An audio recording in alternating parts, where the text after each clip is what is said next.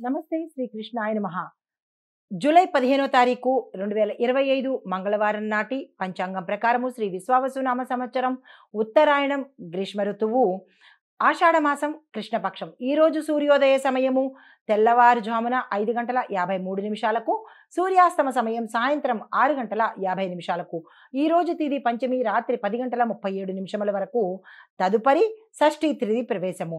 ఈరోజు నక్షత్రం శతభిష నక్షత్రం ఉదయం 6:17 వరకు.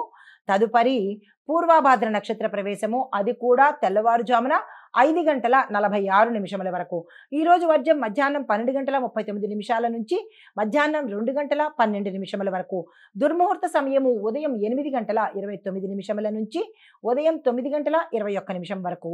తిరిగి మరల రాత్రి 11:51 నుంచి రాత్రి 12 గంటల వరకు. రాహుకాల సమయం మధ్యాహ్నం 3:36 నుంచి సాయంత్రం 5:13 వరకు. యమగండ కాలం ఉదయం 9:07 నుంచి ఉదయం 10:45 వరకు. బ్రహ్మముహూర్త సమయం తెల్లవారుజామున 4:17 నుంచి తెల్లవారి 5:05 వరకు. అమృత ఘడియలు రాత్రి సమయంలో 9:59 నుంచి 11:32 వరకు. అభిజిత్ ముహూర్తము ఉదయం 11:56 నుంచి మధ్యాహ్నం 12:48 వరకు. ఇది నేటి పంచాంగం. నమస్తే. తదుపరి రాశి మకర రాశి.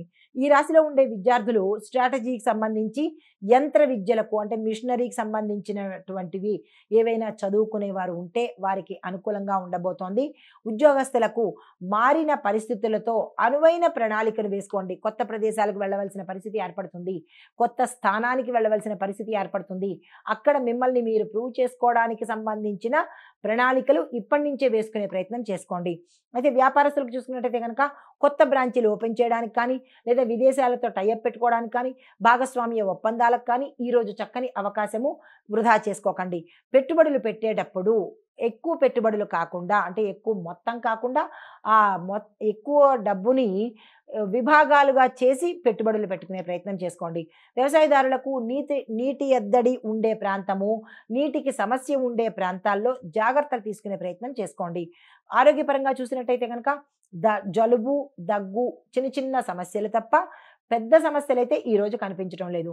కుటుంబపరంగా చూసుకున్నట్టయితే కనుక పెద్దల సహాయం తీసుకుని మీ ఇంట్లో కానీ లేదా మీకు సంబంధించిన నిర్ణయాలు వారి ద్వారా తీసుకున్నట్టయితే మేలు జరిగే అవకాశం కనబడుతోంది. పరిహారంగా శనిదేవుడికి నల్లని వస్త్రాలను దానంగా ఇవ్వడం చేయడంతో పాటు ఈరోజు నల్లని వస్త్రాలు ధరించి శని భగవానుడి ఆలయానికి వెళ్ళినట్టయితే సానుకూలమైన ఫలితాలు పొందుతారు.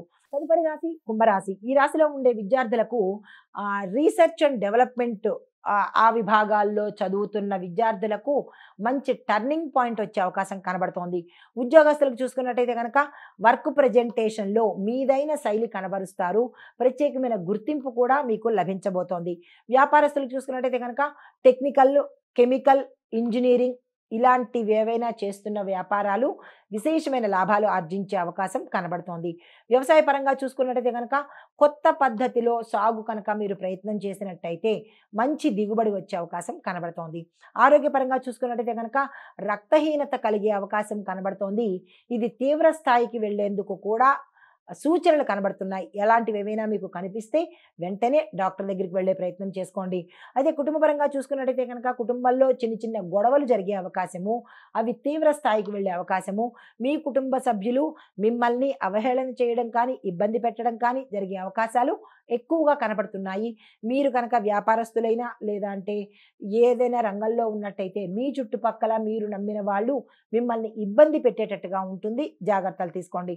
పరిహారంగా శని జపం చేయడంతో పాటు నల్ల నువ్వులను, నల్లని దినుసులను, నల్లని వస్త్రాలను దానంగా ఇచ్చినట్టయితే కొంత సానుకూలంగా ఉండబోతుంది. నమస్తే.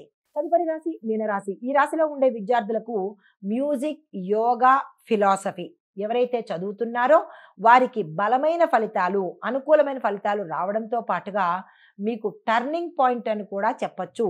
దానికి సంబంధించిన ప్రణాళికలు మీరు వేసుకోండి.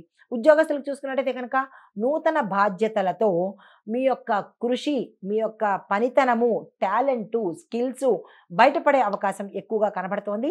మరింత కృషి చేసే ప్రయత్నం చేసుకోండి. వ్యాపారస్తులకు చూసుకున్నట్టయితే కనుక బుక్ షాపులు అంటే స్టేషనరీసు, వర్క్ షాపులకు సంబంధించిన వారికి విశేషమైన ఆదాయము, లాభము వచ్చే అవకాశం కనబడుతోంది. అయితే వ్యవసాయదారులకు చూసుకున్నట్టయితే కనుక పండ్ల తోటలకు పర్యవేక్షణ తప్పనిసరిగా చేసుకోవాలి. దానికి సంబంధించిన జాగ్రత్తలు తీసుకోవాలి. ఆరోగ్యపరంగా చూసుకున్నట్టయితే కనుక వాతావరణ మార్పులలో మీ యొక్క శరీరానికి ఇబ్బంది కలిగేటట్టుగా గోచరిస్తోంది. జాగ్రత్తలు తీసుకోండి. తినే ఆహారం మీద శ్రద్ధ, జాగ్రత్త పెట్టండి. కుటుంబపరంగా చూసుకున్నట్టయితే కనుక కుటుంబం అన్యోన్యంగా ఉండే అవకాశంతో పాటు విహారయాత్రలకు వెళ్ళడం కానీ, క్షేత్ర దర్శనం చేసుకోవడం కానీ, స్నేహితులు, బంధువులతో సరదాగా గడిపేందుకు అవకాశాలు కనబడుతున్నాయి.